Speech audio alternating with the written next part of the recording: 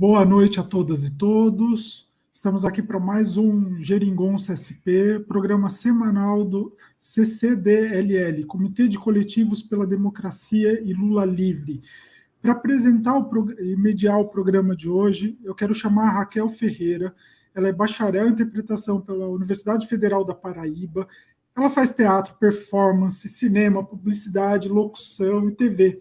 Além de série, cinema, acho que todo mundo deve lembrar dela com muito carinho, assim como eu lembro, que ela, ao lado da Preta Ferreira e do Alexandre Mota, apresentava o Boletim Lula Livre para a gente. Bem-vinda ao Geringonça, Raquel. Gratíssima, Diogo, gratíssima a todas, todos e todas que estão agora nos assistindo. Quero agradecer também ao convite honroso do Geringonça SP, Coletivo Coração, para mediar esse debate numa data internacional tão importante para o Brasil e para o mundo. No dia 21 de março de 1960, na África do Sul, 20 mil negros protestavam contra uma lei que limitava os lugares por onde eles podiam circular. A manifestação era pacífica, mas tropas do exército atiraram contra a multidão, onde 69 pessoas morreram e outras 186 ficaram feridas. No episódio que ficou conhecido como Massacre de Sharpeville. E em memória à tragédia, a Organização das Nações Unidas instituiu o 21 de março, hoje, como Dia Internacional pela Eliminação da Discriminação Racial.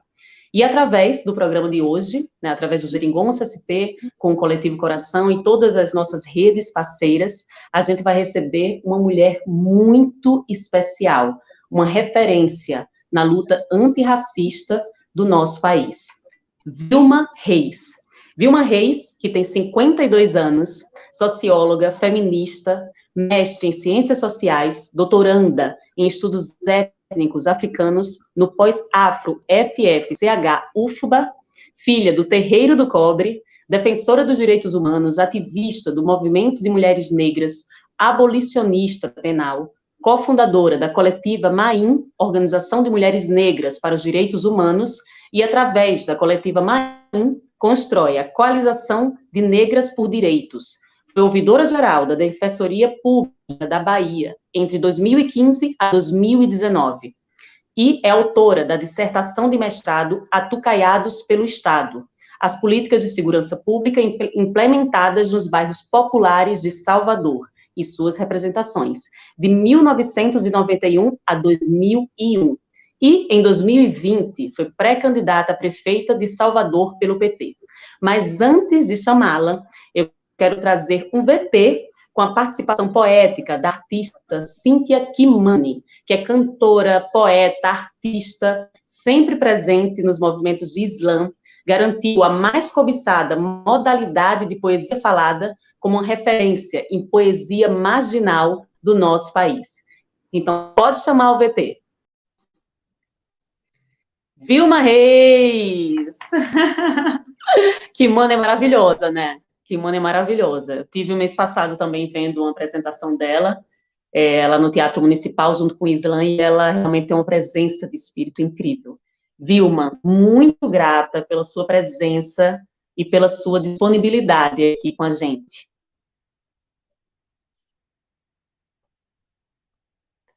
Vilma, precisa abrir o microfone, eu acho que está fechado.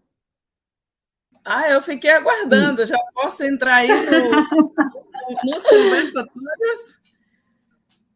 Salve, salve, salve, salve, Raquel, salve, salve, todos os coletivos, salve a Geringonça, eu adoro essa palavra,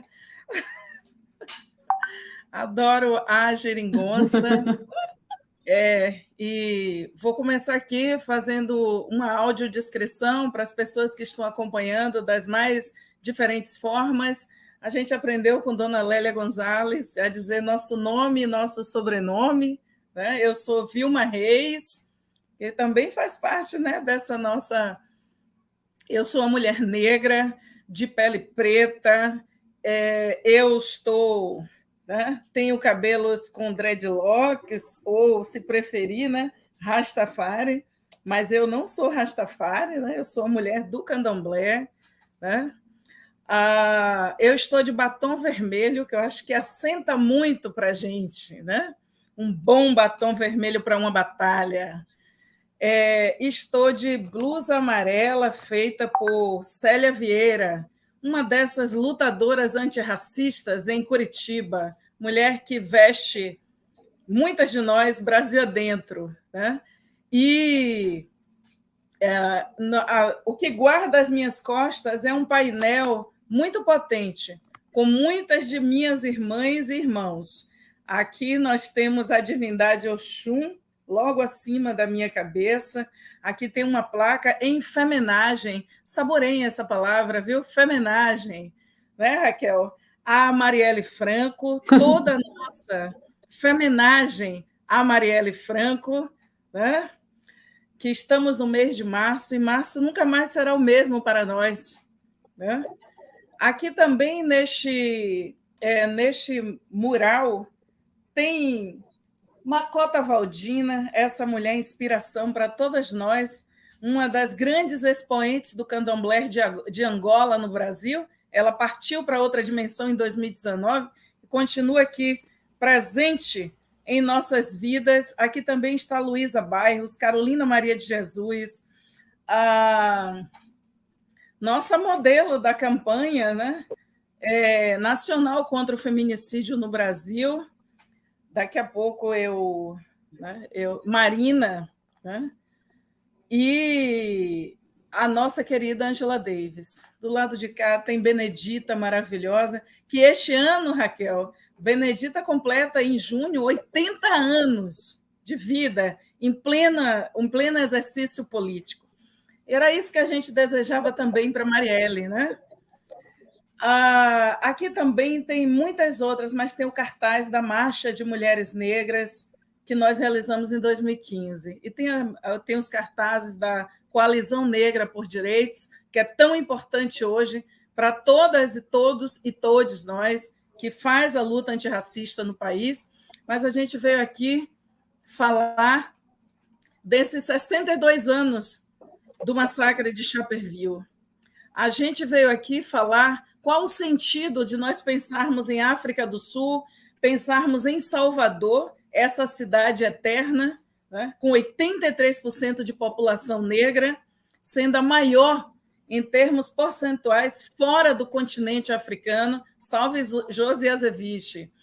E nós estarmos aqui debatendo hoje, no 21 de março de 2022, muito pertinente da Geringonça e todos os nossos coletivos, irmãs e irmãos aqui, para nós pensarmos, nós precisamos pautar o antirracismo como compromisso amplo na sociedade brasileira, olhando internacionalmente, que somos internacionalistas. A gente não quer essa postura tacanha, ensimesmada, de uma elite que quer nos empurrar para a gente só enxergar o feudo, né? O fundo de suas casas. Nós recusamos esse papel. E salve Tânia Palma. Falei nas internacionalistas, nas senhoras da pedagogia da desobediência, estão todas chegando aqui na live. Viva a Tânia Palma. E dizer o seguinte, que para nós é também tempo de nós pensarmos e dar um salve para todo o nosso povo em Petrópolis e em Realengo. Vocês não estão só. Na luta, nas ruas do Brasil tem a luta, e muitas lutas. Tá? E nós estamos aqui hoje para lembrarmos de Bantu Steve Biko, esse jovem médico guerrilheiro que estava nos movimentos da África do Sul, né? E que, em 1977, ele foi um grande aluno político de uma outra grande senhora sul-africana chamada Winnie Mandela. Né? Parte da Minha Alma é um livro que uma companheira, mulher branca, Anne Benjamin, escreveu acompanhando dias e noites Winnie Mandela. E é sobre esse compromisso, Raquel, que eu penso sobre o Brasil e sobre esse momento que estamos tendo aqui na Geringonça. né, neste canal e todos os canais irmãos, porque quando Steve Biko, que dá nome a um grande projeto político em Salvador, que é a Cooperativa Cultural Steve Biko, que desde 1992 bota a juventude negra nas universidades, né? Biko disse: nossos projetos são verdadeiras declarações políticas em prol de nossa comunidade. Então, nós queremos que os nomes de Winnie Mandela, que também a gente ouviu, né, que durante 27 anos, Nelson Mandela ficou na prisão pela liberdade do seu povo. Mas é bom a gente lembrar que aquele Nelson Mandela, que passou 27 anos na prisão, que Nelson Mandela, junto com Oliver Tambo, junto com o Winnie Mandela, com toda a militância do ANC, o Congresso Nacional Africano, que o Winnie Mandela e Nelson Mandela são frutos de batalhas e que, enquanto Mandela passou 27 anos na prisão, só saiu no governo de Frederic de Klerk, já no final, com o nosso povo destruído, né? Mesmo sendo 77% da África do Sul, a população negra, né? E nós pensarmos o que produziu Chapperville, o que fez com que aqueles 20 mil jovens não aceitassem a lei do passe, o que provocou numa população que o mundo inteiro olhava para a África do Sul, quando a gente vê a própria Angela Davis, né? Angela Davis, que nos diz que a liberdade é uma luta constante. Tem que falar de todas as nossas amadas, né, Raquel? E Angela Davis nos diz que... E exatamente, você é tão intuitiva, Vilma, que eu ia perguntar exatamente isso que você começou a introduzir agora, que você falasse um pouco sobre a origem, né, e é o que você já está fazendo, né, a origem dessa data, e também falar sobre essa questão também ligada especialmente à mulher negra, né, a discriminação da mulher negra. Mas aí você já está entrando na minha primeira pergunta mesmo. Pode continuar. Está um deleite lhe ouvir. Me joguei assim, né, Raquel? E eu acho importante a gente falar dessa história, feminilizar essa história, mostrar que tinham muitas mulheres lá e cá, né? No continente africano, África do Sul. Quando a gente pensar, a gente está aqui num coletivo que tem muitas artistas, muitas performances, né? A gente ouviu Kimani na abertura de forma muito potente aqui, e a gente pensar que uma mulher como Miriam Makeba, na África do Sul, a gente fala esses nomes porque a gente quer que as pessoas se aproximem dessas grandes potências, né? E pensar que Miriam Makeba, essa cantora fantástica, que foi gravada no Brasil, né? Inclusive por Daoud, né? Lembrar que... E ela gravou Jorge Benjor. Uau! Né? Então, lembrar que Miriam Makeba, ela foi quase banida da África do Sul porque ela se levantou contra o apartheid. E aquela história lá que começou com os Boers, em 1912, e que se transformou num partido político de extrema-direita, fascista, racista, em 1948, quando o mundo estava dando outra volta, criando a Declaração Universal dos Direitos Humanos. Imagine, né, Raquel? A África do Sul estava fazendo um partido segregacionista, racista, para submeter a maioria do seu povo. Então, e de 1948 até 1990, o Partido dos Africanos, né? O partido hegemonizado por lideranças holandesas e inglesas, dominaram a política sul-africana. Mas essa política, a sua reação também e a organização do enfrentamento se espalhou pelo mundo. Então, os blocos afros de Salvador cantaram pela liberdade de Mandela, Olodum, Ileaê, Malê de Balê, né? Todos, eu estou falando e estou me arrepiando, viu, Raquel? E dizer que o movimento... Eu também. E dizer que os movimentos de mulheres, assim como Em 2017, quando eu estava lá, né, escrevendo a orelha lá do livro de Angela Davis e mostrando que Angela Davis, quando fez o livro Mulher, Cultura e Política, fez um capítulo destinado ao Winnie Mandela e ao enfrentamento que as mulheres fizeram. Lembrar que em São Paulo, o GELA 10, Instituto da Mulher Negra, que vai se formalizar em 1988, antes disso, o GELA 10, todas as mulheres que formariam o GELA 10 fizeram o Tribunal Winnie Mandela no Brasil, em pleno centro de São Paulo, né, para dizer que a militância negra feminista brasileira não aceitava o que estava acontecendo na África do Sul e que se espalhava como tragédia no mundo. Então, essa revolta do povo sul-africano que tomou as ruas de Chapéville naquele 21 de março de 1961, né, em 1960, continua muito firme e constituiu a própria vitória. Mandela passou 27 anos na prisão. O Winnie Mandela, durante aquele período, foi presa 34 vezes, né? Aquela assistente social rebelada, como diz Tânia Palmer, e a gente sempre repete, as mulheres boas foram para o céu. Né? As outras estão por aqui lutando, são assistentes sociais, pedagogas, né? São atrizes, são advogadas, são engenheiras, são enfermeiras, né? E são aquelas que tomam as ruas. Então, quando a gente pensa em 1958, Winnie Mandela era aquela primeira mulher jovenzinha que estava se formando como assistente social na África do Sul, e nos anos 60 e 70, quando ela botava as suas vestes tradicionais, o sistema sabia, hoje tem, né? Hoje tem rebelião. Então, é muito importante o que nós estamos fazendo nesse momento. Imagine, 62 anos depois, nós estamos aqui por uma memória da resistência, né, antirracista. Nós estamos aqui conversando sobre esse feito político, mas também a gente está olhando para as condições do nosso povo.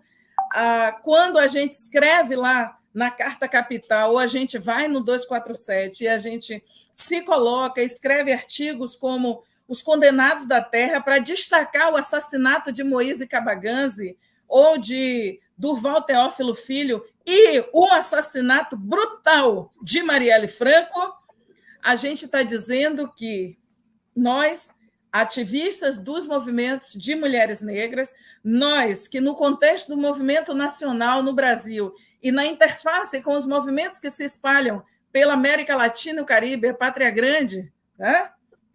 Vamos nos acostumando com alguns termos que a gente precisa retomar com muita força. Quando a gente tem os movimentos que se levantam, um movimento que marca com muita força o Brasil é exatamente o movimento de mulheres negras. Eu falei lá do GELA 10, podia voltar e falar de Lélia Gonzalez com Unizinga em 82, falar do GELA 10 em 88, falar de Crioula no Rio de Janeiro em 1992, falar do Coletivo de Mulheres Negras na Bahia em 1990 e falar o que nós produzimos de crítica cultural, política, que nos lembra o que nos diz Grada Quilomba, essa psicanalista da performance que trouxe o silêncio para o MASP, né? E desafiou São Paulo para a gente pensar em Amilcar Cabral e novas formas de ruptura para a decolonialidade a partir do silêncio. Então, é muito forte a gente trazer essa rebelião negra que vem de lá, mas que a gente está aqui e a gente continua conversando. Por que a gente precisa falar de África do Sul? Porque nosso povo está submetido à humilhação em Petrópolis, nosso povo está submetido à pressão e a todo tipo de violência com a chacina do Morro do Salgueiro, com os jovens no Cabula, em Salvador, com os jovens na comunidade do Curió, em Fortaleza, com o menino Miguel, no Recife, com todas e essas mães, as mães de maio, que se levantam contra os crimes e terror de Estado. E também nós pensarmos que, imagine, no ano passado, 2021, O livro de Conceição Evaristo, Olhos d'Água, foi violentamente atacado numa cidade como Salvador, numa escola particular em Salvador, uma professora foi destruída, né? E obrigada a recuar. Então, para nós, olhar para o 21 e como Dia Internacional de enfrentamento ao racismo e a todas as formas de discriminação, é a gente recuperar a terceira Conferência Mundial contra o Racismo, a Xenofobia e outras formas correlatas de discriminação, que exatamente aconteceu em agosto e setembro de 2001 na África do Sul, e não era sem uma responsabilidade. Aconteceu na África do Sul porque as duas primeiras conferências mundiais promovidas pela ONU contra o racismo aconteceram fora da África do Sul para confrontar com o apartheid. Você vê que esse fenômeno histórico, né, e jornalístico, esse fenômeno que ocorreu no século XX, ele teve desdobramentos no mundo inteiro. Então, é por isso que nós pautamos aqui hoje e nós precisamos continuar compreendendo qual o sentido de uma população, que eu disse na minha dissertação, que é atucaiada pelo Estado, que é vigiada o tempo todo, que é desumanizada, né? Que é vilipendiada. Então, a gente precisa avançar no Black Lives Matter, né? Vidas Negras Importa, para além de postar um card, né? Para nós, o Black Lives Matter, né? O Vidas Negras Importam, é a gente não ter um Moise Kabaganzi sendo assassinado, espancado, estrangulado e as outras pessoas pegando seus drinks. Tá? Ave Maria, misericórdia, Raquel. Você mexeu com minha língua. Mas essa língua mesmo que a gente quer ouvir, viu, Vilma? Nossa, quantas referências, né? A dica que eu dou que é o que eu vou fazer, reassistir para notar todas essas referências, né? Tão grandes, assim, tão vastas que você trouxe, né? Tão riquíssimas. E aí eu pego o gancho sobre a importância da Lei 10.639. Você pode falar um pouco para a gente a respeito dessa lei, da importância dessa lei no nosso país, que é um país que a gente vem numa luta antirracista, assim, que nesse momento, então, está cada vez mais violenta, né? Você citou várias situações, né, várias questões que acontecem no Brasil, mas é muito forte, né, o que ainda acontece no nosso país, e ainda mais nesse contexto político que a gente está vivendo. Então, eu gostaria, se você puder, falar um pouco a respeito dessa lei também. Perfeito, Raquel. Muito obrigada por essa pergunta, tá? Porque, às vezes, a gente fica assim pensando, nossa, qual o caminho que o Brasil pode pegar para a gente ter um outro desdobramento com essa situação de desumanização de 56,2% da sua população negra, né? de toda a nossa população indígena, estando nas cidades ou nas comunidades mais afastadas, né? Todos que anunciarem sua identidade indígena e se afirmarem assim, a gente considera, né, que vai para além do que sempre o Estado anuncia, são 2 milhões, são 3 milhões. Né? A gente está falando no contexto de um país em que lideranças como Sônia Guajajara, Almir Suruí, estão sendo violentamente perseguidos pela FUNAI. Né? É um momento dramático de desmonte da Fundação Cultural Palmares. Pois bem, em 2000, a gente está há um ano de completar 20 anos da Lei 10.639, a lei que instituiu o estudo das relações étnico-raciais e o enfrentamento ao racismo através da Lei 10.639 para o ensino da cultura, da história e da cultura afro-brasileira e africana em todos os níveis da educação brasileira. É muito importante a gente lembrar que a Lei 10.639, que o companheiro Haddad, em 2010, ainda no Ministério, junto com muitas de nós, fez um plano nacional para a sua implementação. Mas a gente indo para além, em 2008, essa é uma lei de 2003, e é importante a gente dizer, olha, as mulheres negras de Curitiba chegando aqui, vindo, o povo veio de todo canto, da Paraíba, de todo canto, está aqui. A gente lembrar que olha a nossa diretora de ações afirmativas do IFBA chegando aí, Marcelene Garcia. Salve, salve. A gente lembrar que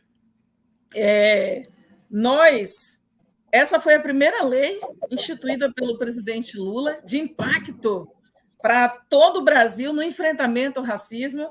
Esse é um país que fez 2 universidades em diálogo com a comunidade negra internacional que está no continente africano, os países chamados lusófonos, né? Portanto, de expressão portuguesa. Então, você tem a Unilab e a Unila. Nós fizemos um parecer com a professora Petronília, né? Ainda em 2004, um ano depois, de 9 de janeiro de 2003 para 2004, fizemos um parecer liderado por Petronília Beatriz Gonçalves e Silva, que é um dos documentos mais fantásticos que nós temos do porquê nós precisamos cuidar das relações étnico-raciais no país e afirmar o nosso pluralismo étnico-racial, que não somos, né, só um grupo no país. Né? O Brasil não é constituído somente de pessoas brancas, em que pese nós termos uma mídia corporativa, Raquel, que apresenta uma versão e uma narrativa de país, e nós estamos nos 200 anos de reflexão sobre a independência. E este é o momento de prepararmos o terreno, fica mais uma pauta aqui para a Geringonça, né? De prepararmos o terreno para pensar nesses 20 anos da Lei 10.639, que instituiu o ensino da história e da cultura afro-brasileira e africana em todas as áreas da educação brasileira e mudou a LDB, a Lei de Diretriz e Bases da Educação. Além disso, é importante para a gente não ter essas bobagens, né? De tipo assim, tem esses problemas aí de esses grupos identitários de homens brancos, né? Muitas vezes, em que eles ficam falando em bobagens tipo racismo reverso. Tá? A gente tem que tratar do pluralismo étnico-cultural do nosso país para a gente não ter... E eles têm espaço na mídia corporativa para falar disso. Mas a gente que ouviu uma mulher e lê uma mulher como Luísa Bairros, a gente que leu Beatriz Nascimento, Lélia Gonzalez, que está aqui lendo Ângela Figueiredo, Denise Ribeiro, todas essas, Maria Nazaré Mota de Lima, Bell Hooks, né? A gente sabe que o Brasil, do que nós estamos falando, quando a gente lembra assim, uma Lélia Gonzalez, né? A gente sabe que o Brasil tem questões gravíssimas para resolver, mas que, para a gente, é fundamental confrontar esse racismo brasileiro, que não é um racismo de origem, é um racismo de marca, portanto, é o que você carrega, é o seu fenótipo, é o seu cabelo, o seu nariz, sua boca. Né? Isso aí a gente não é recente, não. A gente ouviu de Horaci Nogueira em 1952, mas neste país onde, cada vez mais, né, a gente precisa de Frantz Fanon, lembrar de Fanon e lembrar que aqui estão muitos dos condenados da terra. Né? Lembrar que Fernanda Júlia encenou uma outra obra de Fanon, que é Pele Negra, as Máscaras Brancas, monumental, correu o Brasil, né? E daqui a pouco deve estar tomando a estrada novamente, e nós precisamos tratar dessas relações para que a gente olhe, por exemplo, aqui do lado, Raquel, por exemplo, do Chile, que, né, aqui na América Latina está sacando, olha, o Boric acabou de fazer um ministério com maioria de mulheres, né? A Bolívia, quando retomou a democracia, criou um Ministério das Culturas, da despatriarcalização e da decolonização. Isso significa que nós temos grandes desafios, mas nós, que somos essa maior população da região, depois de Estados Unidos, o destino de nosso povo não pode ser morrer na bala covarde e achada das polícias.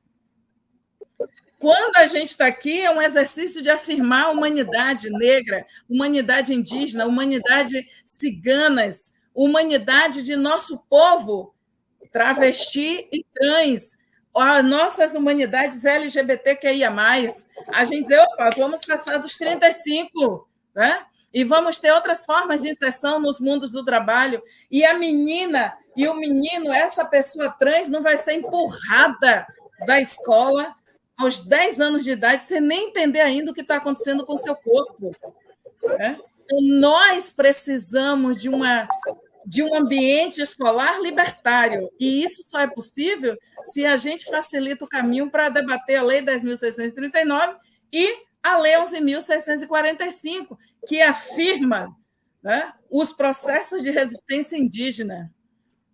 E isso é bom para as pessoas brancas, né? Isso é bom para todas as pessoas que não concordam com aquelas conversas no café da manhã, né, de muitas das casas brasileiras ainda, não só das famílias quatrocentistas, mas aquelas que estão sob dominação. Então, para a gente está aqui para dizer, mais uma vez, somos nós que empurramos a esquerda para a esquerda, né? Somos nós que vamos qualificando a democracia brasileira, porque só é possível democracia com o antirracismo. Quem disse que é possível ser de esquerda e vilipendiar as feministas, e vilipendiar nossas irmãs travesti? Quem disse que é possível ser de esquerda e não se afirmar, né? E não prestar atenção, como disse Calcanhoto, né? E não prestar atenção no que o meu irmão ouve? Você tem que ouvir o que as feministas estão falando, né? E ser este aliado. Então, isso, com certeza, Josi. E a gente está falando em paridade racial e de gênero, e tudo isso a gente foi antes de nós termos um marco legal, como a Lei 10.639 e a 11.645, mas também vai para além, né? Muita coisa aconteceu quando a gente diz, enquanto houver racismo, não haverá democracia. A gente olha para a experiência da África do Sul, a gente olha para a experiência dos Estados Unidos, em que, sem as mulheres negras da Geórgia, Biden hoje não seria presidente da República e não teríamos imposto uma derrota a Donald Trump. Foi o movimento Black Votes Matter. Votos negros importam. Ali, quando eles roubaram a eleição de Stacey Abrams, em 2018, elas criaram um grande movimento daqueles 53 mil votos que foram anulados para dar vitória a um homem branco sulista. Elas conseguiram fazer um movimento que convenceu 800 mil a se credenciarem para votar em 2020.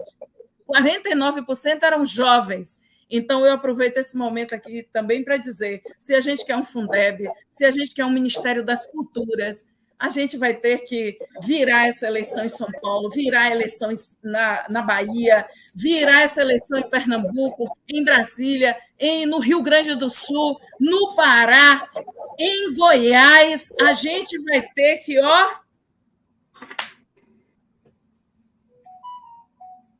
É isso aí.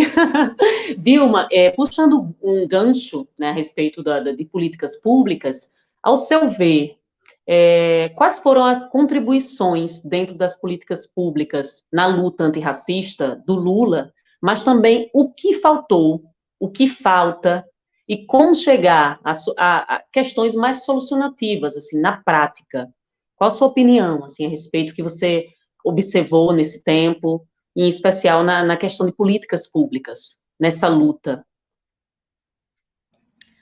Olha, Raquel, eu penso que existe uma situação de que viva o nosso coletivo Coração Lula, viva o Flores, vivam todos. Dizer o seguinte, que tem parte do Brasil que só aconteceram a partir de 2003. Tem os recursos, as riquezas do Brasil. Boa parte do nosso povo só soube que existia a partir de 2003. E a vitória das cotas, das políticas de ações afirmativas, a possibilidade de nós pensarmos em distribuir renda, né? A luta que nós empreendemos para a gente mexer com as questões da agricultura familiar, titularização das terras indígenas, titularização das terras quilombola, a gente ainda... E aqui foram vitórias importantes. A gente modificou... A gente, imagine, o Brasil, Raquel... Imagine, a gente tem 130... Nós temos 134 anos de uma abolição inconclusa. O maior fenômeno histórico desse país é a escravização.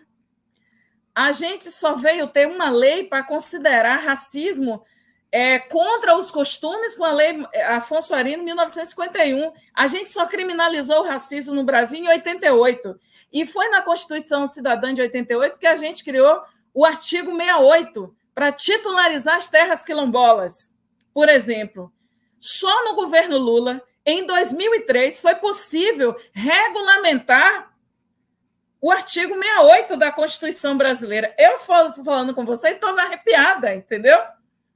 Então, para mim, que fui pesquisadora de iniciação científica da Cor da Bahia, na UFBA, na Faculdade de Filosofia e Ciências Humanas, nós que rodamos 10 mil questionários em 1999 para ver onde estavam os negros no ensino superior no Brasil, tinha cursos na UNB que nunca tinha tido um único estudante negro. A gente está falando desse abismo, né? Eu me lembro que a Eliane Cavaleiro e outras companheiras que fizeram a SECADI dentro do MEC para pensar nas políticas de enfrentamento ao racismo por dentro da educação e implementar a Lei 10.639 e pensar nos fóruns de pluralidade étnico-racial e pensar nos fóruns de educação e enfrentamento ao racismo.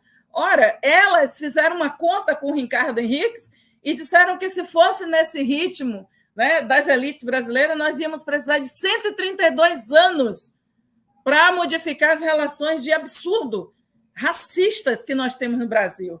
Ora, o governo Lula consegue, ouvindo os movimentos negros que secularmente lutam nesse país, ouvindo uma Sueli Carneiro, né? É bom que a gente lembre, ouvindo um professor Hélio Santos, né? É bom que as pessoas conheçam que, ao completar 70 anos, Sueli Carneiro fez esse livro, Nada Inocente, chamado Escritos de uma Vida. E outros, como Edson Cardoso, que ele acompanhou e sistematizou o que foi a nossa luta com a mídia corporativa contra as cotas.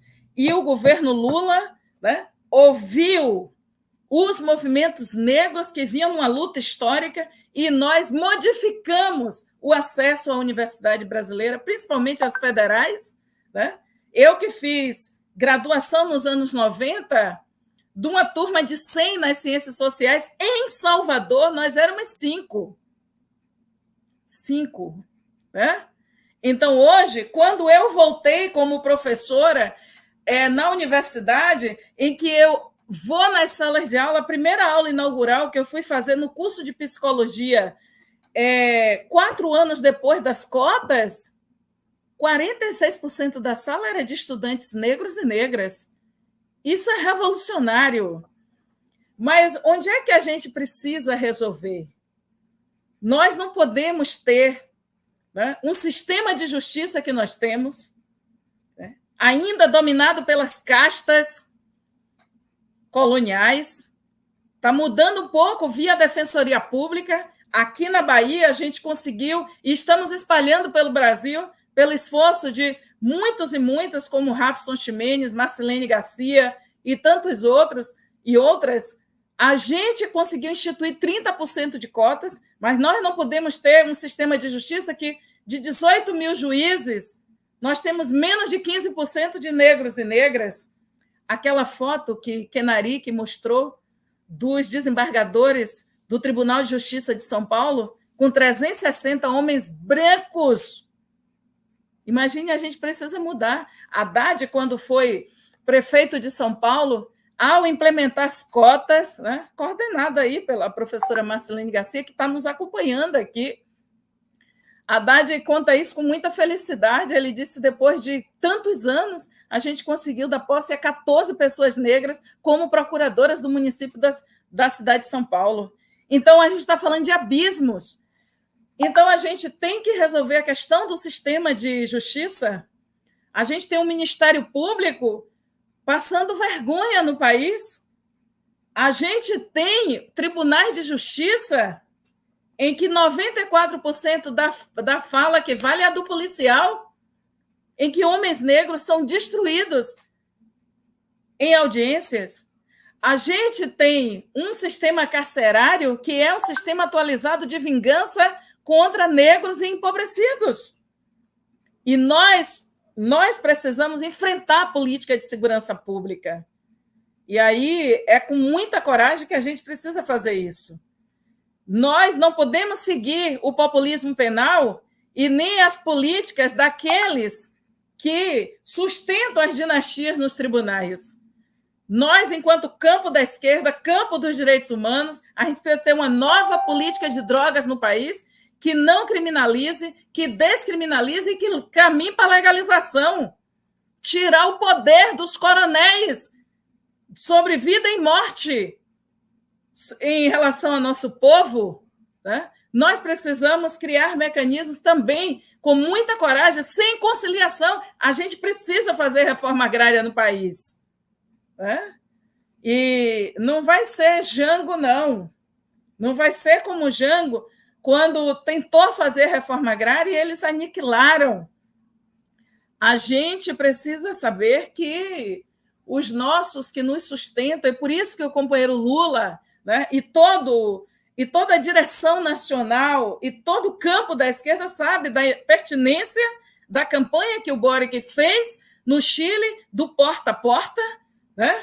Essa vitória precisa, quem votar em cada deputado, cada deputada no Brasil, você no dia seguinte tem que saber o nome do parlamentar e da parlamentar que você votou, e só com os comitês populares de luta é possível a gente fazer isso, que é para permanecer a nossa vitória.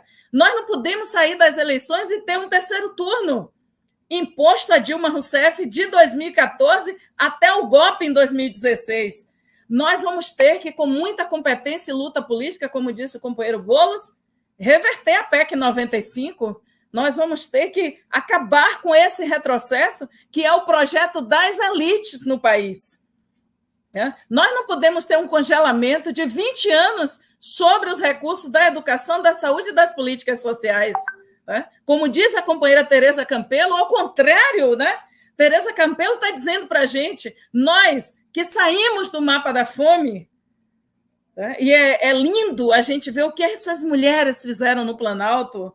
Olha, Raquel, quando eu penso assim, Tereza Campelo, Miriam Belchior, Isabela Teixeira, Luísa Bairros, né? Quando eu penso na própria Nilce Freire, essa maravilhosa que já partiu, assim como Luísa Bairros, quando eu penso em Eleonora Menecute, quando eu penso em todas essas mulheres, Maria do Rosário, né? O que essas mulheres fizeram nesse Planalto, enfrentando de um tudo, como a gente diz em baianês, mas elas não tiveram medo de plantar as revoluções necessárias. Então, e Dilma, no seu primeiro governo, instituiu esse ministério, né, de mulheres que estavam no planejamento, mulheres que estavam em lugares estratégicos da República. Então, isso para nós, Lula tem um outro, nosso companheiro, nosso campo tem um outro desafio, que é fazer o que os nossos irmãos e irmãs do Chile fizeram, que chegamos ao século XXI, precisamos de paridade racial e de gênero no poder. Essa é uma mensagem importante que a gente pode mandar para o nosso povo, porque se é um negócio, né, de machos adultos brancos e fortes no comando, não vai dar certo, né? A gente precisa, e pensar programaticamente envolve essa questão. Quando o companheiro Edinho, né, nos lembra, lá em Araraquara, que existe um abismo, né? Existe um abismo entre as gestões públicas e a população, os anseios do nosso povo. A gente vai ter, como nos disse o companheiro Mano Brown, né, e nos diz Érica Malunguinho todos os dias, quem anda de ônibus vai precisar planejar um ônibus, né? Como nos diz Tainar de Paula, esse projeto, né, tipo assim, Está um projeto de habitação em disputa? Qual? Né? Nós precisamos botar nosso projeto de habitação sobre a mesa, né? E a gente pensar que movimentos são esses revolucionários de luta pelo direito à moradia, né? Que movimentos são esses de nosso povo que realmente faz a transição ecológica quando consegue efetivamente fazer um plano de manejo dos resíduos sólidos? Muito chique, né? Isso aí são catadores e catadoras, né? Recicladores que tiram as latinhas da rua, que tiram o plástico, que tiram o papelão, porque nós sabemos que 80% do que vai para o lixo não é lixo, né? Então, é fantástico quando a gente pensa junto com o povo, quando a gente cria horizontalidade, quando a gente pensa na ferramenta de participação política como um instrumento efetivo de gestão pública, e não assim, vamos ter um plano plurianual. Aí separa 20% do orçamento e diz, movimentos sociais, discutam aí. 80% discute com os grupos corporativos do grande empresariado. Isso não é PPP. O que Olívio Dutra, né, vamos chamar assim esse petista de raiz, que a gente adora, né? O que Olívio Dutra e tantos outros, Raul Ponte, o que essa geração plantou de revolução no orçamento público, não é para a gente ficar contemplando e guardar na prateleira. É para, neste momento, a gente retomar e planejar junto com o nosso povo, porque aí vamos fazer um exercício do que os grupos como Fora do Eixo, né? A economia fora do eixo, e o próprio Lula está nos dizendo, nosso povo tem que caber no orçamento e os burgueses têm que caber no imposto de renda, né? E a gente vai ter que ter coragem de fazer o que o Alberto Fernandes e a Cristina Kirchner estão fazendo ali na Argentina, taxar as grandes fortunas, né? Aí a gente se junta com a economia de Francisco e vai para um campo do Fora do Eixo, né? Se a gente olhar o que essas mulheres da Arca, né, que são as planejadoras negras de carreira, né, dentro do Ministério do Planejamento, como Roseli Farias e Clara Marinho, o que essas mulheres estão chamando a gente, nos formando sobre o orçamento público e como a gente precisa ter um orçamento mulher, um orçamento LGBTQIA+, como a gente precisa ter... Nós precisamos sair do traço estatístico no orçamento da cultura e nós entendermos a cultura como um eixo fundamental de desenvolvimento. Então, a gente precisa falar nas culturas e como a cultura pode, né, a partir de algo que Gil começou ali, né, olhar os pontos de cultura, desburocratizar, né, tirar os grandes conglomerados, tirar a brutalidade da frente para a gente conversar, né, e compreender que o que nos disse Torquato Neto e os poetas da Tropicália, é preciso ter cultura para bater na estrutura, né? A gente compreender o que as grandes senhoras estão nos dizendo, né? O que as mães de santo na Bahia nos ensinaram, né? Quem dorme com os olhos dos outros não acorda na hora que quer. E nós somos uma geração, Raquel, de mulheres preparadas, né? Na Conferência de Igualdade Racial, a terceira conferência, em 2013, Luísa Bairros, lembrando da grande Toni Morrison, lá em Paraíso, né? E lembrando de Zora Neale Hurston e tantas outras, né? Zora Neale Hurston, Seus Olhos Viam Deus, e Toni Morrison, Paraíso, Jazz, né? E ela dizia que olhava para as cidades do Sul em que os negros e as negras foram lá deixados para morrer, e essas pessoas refundaram o Sul dos Estados Unidos, criaram suas próprias cidades. E Luísa Bairros, olhando para isso, ela estava na mesa da conferência em Brasília com Dilma Rousseff, e ela disse, estamos aqui, presidente, e a gente avisa ao Brasil, só venham se estiver preparadas. Pois é isso, a gente está aqui para dizer, nós olhamos de forma, na totalidade das questões brasileiras, e nós somos estes e estas, esses todos, né, preparadas para uma revolução no Brasil, e é preciso a gente lembrar que somos nós, as mulheres, as feministas, mal-assombrada, cabeça erguida, altiva, que empurramos a esquerda para a esquerda, né? A gente não quer conciliação com os campos fundamentalistas que vivem espreitando para pongarem nas vitórias políticas do campo da esquerda e governarem com as regras obscenas do Centrão. Tá? É muito importante para nós. Aqui a gente está debatendo política altamente sofisticada, né? Aqui a gente está falando, né, das questões que nos dilaceram. É tudo isso, viu, Raquel? Vilma, a gente está chegando agora ao final. Nossa, eu poderia passar a noite aqui ouvindo você, porque é um encantamento, assim, e é um poço de referência, né? Enquanto você falava, eu estava vendo alguns comentários aqui, então tinha desde Vilma vice-presidenta, tinha muitas menções às suas referências, né? Você está sempre referenciando as pessoas, né? Enriquecendo cada vez mais, né? A sua palavra, trazendo os seus. Foi uma live, enfim, riquíssima, que eu não tenho nem palavras para descrever a honra que é estar aqui com você. E antes de me despedir das pessoas, eu gostaria que você fizesse algumas considerações finais a respeito de hoje, dessa data de hoje. Raquel, eu quero agradecer a Geringonça, né? Estou tomando falta ali num outro compromisso, mas segurei firme aqui para a gente fazer essa rodada pela importância desse momento, né? Queria dizer que a gente está aqui e uma das questões que a gente traz para a potência política desse momento é que qual é a diferença, né? Quando você pergunta, caramba, a gente fez, a gente revolucionou, mas ainda falta. É importante que esse tenha um equilíbrio aqui, né? As pessoas, você está aqui, né, posicionada, as pessoas estão nesse grande auditório nacional, né, que tem gente de todo o Brasil aqui, e a gente está se colocando no seguinte: qual é a diferença dessa horizontalidade aqui de quando a gente cria verticalidades?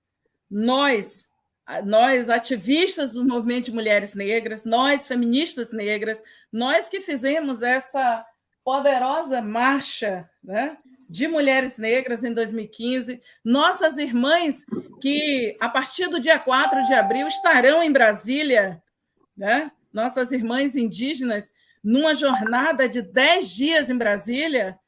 É importante que a gente diga o seguinte para um campo ainda às vezes, que é percebido como hegemônico, né? E que ocupa esse lugar de hegemonia no nosso campo das esquerdas dos direitos humanos. Nós não nos colocamos para sermos tratadas como beneficiária.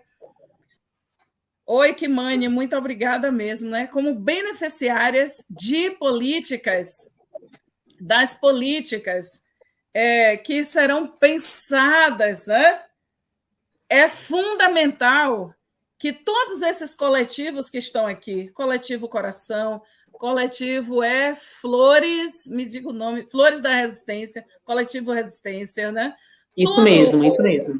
A Coletiva Maim, a Geringonça, toda a nossa, né, toda a potência do movimento Lula Livre, que Lula se reuniu essa semana e agradeceu a nosso povo pela vigília em Curitiba, né? E Lula entrou de cabeça erguida em Curitiba. Que coisa linda aquilo, né? De cabeça erguida, porque nós lutamos para que ele fizesse isso.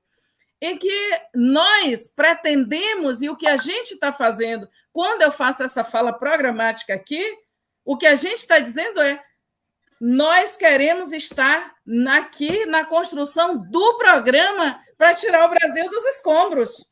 Nós, as artistas, nós, as jornalistas, nós, as atrizes, todas que estamos em todo o campo da performance, dizendo, olha, como diz Sidney Santiago, nos levantamos por legítima defesa, por toda a agressão que é feita ao nosso povo. Quando a gente diz assim, misericórdia, né? A gente vê uma Lued Luna, a gente vê uma Virgínia Rodrigues, né? Quando a gente vê uma Leda Martins, nós fomos formadas por essas mulheres e esses homens, né? E nós carregamos revoluções em nossos olhos. Então, a gente não quer ir para contemplar, né, o que algumas cabeças iluminadas vão pensar. Então, essa é uma mensagem muito importante, muito importante. Vai pensar nas culturas que as artistas e os artistas estejam, né? Para além das salas da burocracia. Vai pensar em políticas do desencarceramento, que o movimento, que a Frente Nacional pelo Desencarceramento e todos os movimentos das mães que lutam contra o terror de Estado estejam, porque não vai ser como a Conseg de 2009, que os policiais tomaram a conferência. Nesse momento, uma última coisa que eu acho importante nesse debate, porque a gente não aguenta mais, Raquel, enterrar jovens negros. É importante que a gente fale que o campo da esquerda dos direitos humanos, né, e a gente precisa cada vez mais, como diz o poeta, né, vamos precisar de todo mundo. A gente, para 50 anos do Clube da Esquina, é bom que a gente lembre, né? A gente diga que muitas cidades brasileiras, como Lauro de Freitas, na Bahia, Diadema, em São Paulo, e outros lugares, o próprio Araraquara e outros lugares, gestões do PT, né? As tentativas, a gente precisa de renda básica em todos os municípios brasileiros, porque mulheres, negros, LGBTs, ciganos, indígenas, não podem partir do zero, porque os outros não partem do zero, né? Nós precisamos de renda básica. Olha, Suplicy, sua tese, ó, a gente está junto, e a gente precisa pautar políticas de direitos humanos e segurança pública e projetos como o projeto Juventude Negra Viva como políticas de Estado, que não é para desmanchar quando acabar a gestão. E a gente ter coragem de, a partir de cada coletivo, cada sarau, né, a gente ter coragem de pensar e pautar um Ministério das Culturas na potência da pluralidade do nosso povo e do nosso país. Não é fácil. E aliança boa é com as feministas. Aliança boa, né? Quem tiver acordado vai prestar atenção no que falam os movimentos, como a Coalizão Negra por Direitos. Quem tiver acordado vai prestar atenção em cada performance, cada vez que a gente tomar as ruas, os palcos, né? E a gente lembrar que aquele grito de Nara Leão e de Maria Bethânia, ele continua aqui, né? E é daqui da Bahia, onde Caíme nos disse que ela está toda cá. A gente está aqui para construir essa revolução com Lula, com mulheres como Ana Célia da Silva e Maria Nazaré Mota de Lima, quando elas nos dizem, eles fazem, eu desfaço, né? Há uma incompreensão e um desconhecimento proposital sobre nós, mas nós estamos aqui. A principal vitória entre a África do Sul e o Brasil, nesse 21 de março, Dia Internacional de Luta contra o Racismo, é olharmos para o Brasil enquanto resultado da diáspora africana e sabermos que nossa principal vitória é nós sermos 56,2% da população brasileira. E dizer para Monteiro Lobato, que em 1926 escreveu um livro chamado O Presidente Negro ao Choque das Raças, dizendo ou esse país se torna branco ou será inviável como nação, a gente está aqui para dizer, perdeu o Playboy, nós estamos aqui. Vilma Reis, muito, muito, muito grata pela sua grandeza. Eu quero agradecer também, é uma honra, assim, uma honra estar com você aqui. Quero muito conhecê-la pessoalmente e quero agradecer muito à nossa audiência também, ao pessoal do Geringonça SP, do Coletivo Coração, ao Diogo, ao convite do Diogo, a toda a equipe que está por trás dessa live e dizer para quem está assistindo a gente que ainda não está inscrito nesse canal, que se inscreva, se gostou dessa live, que eu tenho certeza que deve ter gostado com tantas referências e com tantas riquezas, né, dessa mulher generosíssima, que compartilhe também com pessoas que sabem que vai gostar do tema, que sabem que vai gostar de ouvi-la, e ativa o sininho também para receber as notificações desse canal. Diogo, você tem alguma coisa para falar ainda? Eu quero agradecer a audiência em nome do coletivo de Comitê de Coletivos pela Democracia e Lula Livre. Faz um tempo que eu não apresento o Geringonça, então estou meio engasgado aí com o nome do nosso comitê. E o CCDLL congrega mais de 30 coletivos daqui de São Paulo, alguns do exterior. A gente faz transmite o Geringonça num pool de várias páginas do Facebook dos nossos coletivos parceiros. Quero reiterar os agradecimentos aí que a Raquel já fez tão bem, né? Agradecer a equipe do Geringonça, porque esse programa é uma construção coletiva que começa lá muito, muito antes dele ir ao ar, com a escolha dos temas, depois a escolha dos convidados. Em nome do CCDLL, quero agradecer muito a participação da Vilma Reis, foi uma grande aula. Eu acho que esse Geringonça aqui vale a pena ser assistido de novo. Quero agradecer a Raquel pela presteza e a simpatia de estar aqui com a gente. Raquel, a gente que participou da campanha Lula Livre, que ficava toda semana esperando o boletim, estar com você aqui é um prazer enorme. E lembrar também, pessoal, como já disse a Raquel... Prazer é meu, viu? Obrigado. Clicar no sininho, compartilhar com os amigos, quem tiver interesse. E é isso, gente. O Geringonça volta na segunda que vem. A gente está preparando aí mais um super programa para vocês.